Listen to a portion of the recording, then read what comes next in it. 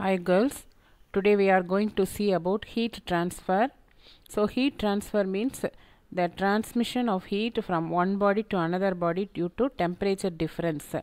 That is, if the two bodies are at different temperatures, heat is transferred from one body to another, and there are three modes of heat transfer: conduction, convection and radiation, and we shall see one by one now. Now what is conduction?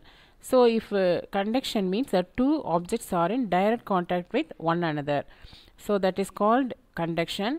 So the direct contact will give you the heat transfer from one body to the another body. That is, the heat is transferred from hotter object to the colder one. And thermal conductivity, that is the measure of ability to produce to conduct heat. And so here the definition is the quantity of heat transferred through a unit length of a material in direction normal to unit surface area. Here normal means perpendicular, and due to unit temperature difference under steady state conditions, that is normal temperature and pressure is called steady state condition. This is known as thermal conductivity of a material. And so here this two bodies, one is at temperature T1 and another is at a temperature T2, and heat is transferred from usually hot object to the cold object. And so here what is a rate of flow of heat? That is Q by T. Q is the quantity of heat per unit time, so it is called rate of flow of heat, which is given by Ka delta T by L, and here K is nothing but coefficient of thermal conductivity and is usually given the symbol K. And the unit of thermal conductivity is found out from the formula like this. So from this equation you rewrite K, that since you are going to find out the unit of K is equal to QL by TA delta T, and the unit for quantity of heat is joule, length meter, time S, that is second, and area meter square, and delta T is given by the symbol K. So rearranging this equation you will get J S power minus 1, M power minus 1, K power minus 1, and J S power minus 1 can otherwise be written as watt. So instead of that you can write W. So W M power minus 1, K power minus 1. So this is a unit for thermal conductivity, and usually the symbol is K. So here one tabular column is given for different material and their thermal conductivity from diamond, silver, copper, etc. up to air. And from the tabular column you can see the thermal conductivity is more for diamond and it is very less for air. And next, this thermal conductivity depends on nature of the material, and usually the cooking vessels are made up of ever silver and aluminium because they have more thermal conductivity, so they are the cooking vessels are made up of this material. Next, convection. Convection means here the movement of molecules is involved, and that is called convection. And so here you can understand that from this example, when you take boiling water in a cooking pot, so when you see at the bottom the water will get more heat, and because of that it will expand, so the density will decrease. So from the bottom it will move to the upper part where the molecules or at the upper part will have less heat and become denser and will come to the bottom of the pot. So the process will go on continuously. This back and forth of the molecules, movement of the molecules, is called convection of current. Similarly, the room heater. Room heater is also an example for convection. Here also similarly the air molecules near the heater get heated up and expand, whereas the upper part of the molecules will come near the room heater, which is having higher density. So this circulation of air molecules is called convection current. Next we shall see radiation. Here radiation means here no medium is required for the heat transfer. So when you are near a hot stove, your hands will be receiving heat. This is because of radiation, and so we receive energy from the sun also because of this radiation. So they can travel through vacuum and reach the earth. So here the conduction and convection requires medium to transfer, whereas radiation does not require any medium. And so here the heat is transferred from one body to another by electromagnetic waves. For example, solar energy from the sun and radiation from room heater. So this is about radiation. Next we shall see about Newton's law of cooling. And according to the statement, dq by dt is proportional to minus T minus Ts. dq by dt is nothing but rate of loss of heat.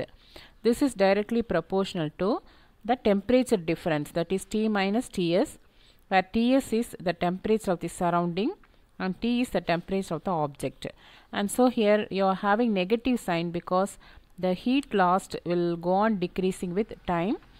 And so when you draw a graph between time and temperature, it will be exponential like this.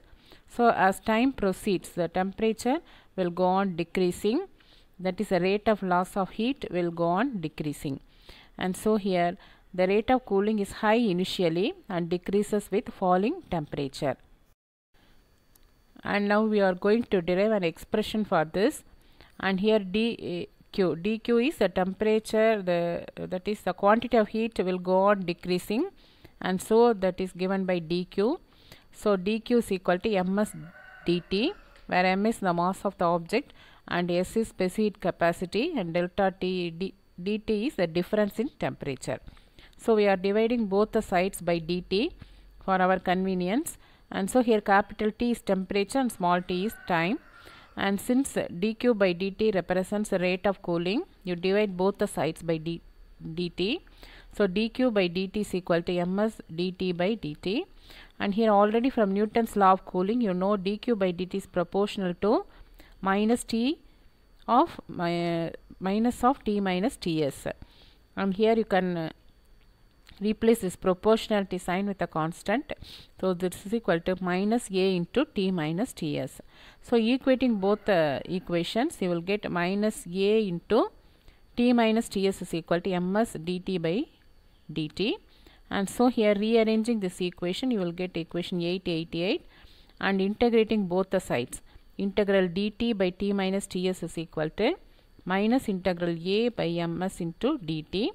And so when you differentiate when you integrate the left hand side of the equation, you will get ln.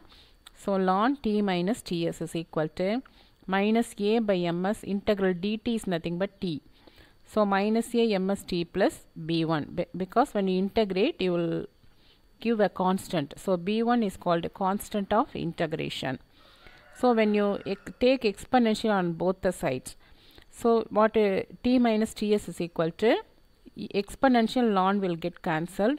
So T minus Ts is equal to e power minus A divided by ms into T, and plus will become multiplication because of taking exponential. So e power B1, or T minus Ts is equal to B2. B2 is nothing but the constant replaced for EB1, e power B1. So B2 into e power minus A by ms into T. And so here T is equal to Ts plus B2 e power minus A by ms into T. And so here B2 is another constant of integration, that is equal to e power B1. So this is a step for getting the final equation. So here we are getting the temperature T. That's all. Next we shall see about laws of heat transfer, and in this the first one is Prevost theory of heat exchanges. So here when you see, every object will emit heat radiations except at 0 Kelvin. So they will emit and absorb radiations from the surroundings, and so a hot body at a lower temperature receives more heat from the surroundings than it loses to it.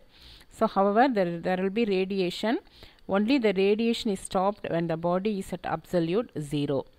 So Prevost applied the idea of thermal equilibrium. So when the two bodies emit radiations, the hot body will radiate more heat than the cooler bodies, and as time proceeds, the rate of exchange of heat from both the bodies will come to the same point. So the bodies are said to be in thermal equilibrium now. So Prevost theory mainly, it states that all bodies emit thermal radiations at all temperatures above absolute zero, irrespective of the nature of the surroundings. So at above absolute zero, all body will emit epithermal radiations to the surroundings. That is called Prevost theory of heat exchanges. Next we shall see about Stefan-Boltzmann law. So Stefan-Boltzmann law is the heat radiated, that is E is directly proportional to the fourth power of the absolute temperature. So E is proportional to T power 4, or E is equal to sigma T power 4, where sigma is called as Stefan's constant, and it is having the value 5.67 into 10 power minus 8 watt m power minus 2 k power minus 4. And next we shall see about Wien's displacement law. And Wien's displacement law is the relation between the wavelength and the temperature. That is a wavelength of maximum intensity. Lambda m represents a wavelength of maximum intensity, that is of blackbody radiation is inversely proportional to absolute temperature, or lambda m is inversely proportional to temperature, or lambda m is equal to B by T, where B is called Wien's constant. It is given the value 2.898 into 10 power minus 3 meter Kelvin. So here when you see, this is the graph which is called black body radiation graph. You are drawing a graph between the wavelength and the radiation intensity. So as the wavelength increases, the temperature, that is maximum temperature will shift towards a lower wavelength region. When you see the peaks are shifted towards the left side, that means towards the lower wavelength side, and this is the according to Wien's displacement law. And so here the peak of the wavelength is inversely proportional to temperature. So here when you see at higher temperatures, the peaks are shifted towards the lower wavelength side. And so this is Wien's law and vision, and we can now relate how the visible radiations are for a particular wavelength for human beings. Now we shall see for that. Here when you see the sun is a black body, and it will all the objects above 0 Kelvin will emit radiation. So sun will also emit radiation, and the temperature of sun is approximately 5700 Kelvin. Substituting that, you will get lambda m is equal to B by T. Substituting these values, you will get the wavelength around 508 nanometer. So this is the maximum intensity, the wavelength at its maximum intensity. So here usually the sun's temperature is around 5700 Kelvin. So the radiations emitted will lie between this value, that is 400 nanometer to 700 nanometer. So when you see, this is the wavelength range, that is from violet to red. From the temperature of the sun, this is the wavelength range we are getting, and so these radiations are called visible radiations. So these radiations are visible to our human eye, because the humans evolved under the sun after receiving these radiations. So the human eye is sensitive only to this radiation. So we are not, that is our eyes will receive only these radiations, and we cannot see infrared or X-ray ranges in the spectrum. And if suppose humans had evolved in the planet near the star Sirius, which is having a temperature of 9940 Kelvin, we can able to see the ultraviolet rays also. So the evolution is the main part in visible radiation. That's all, girls.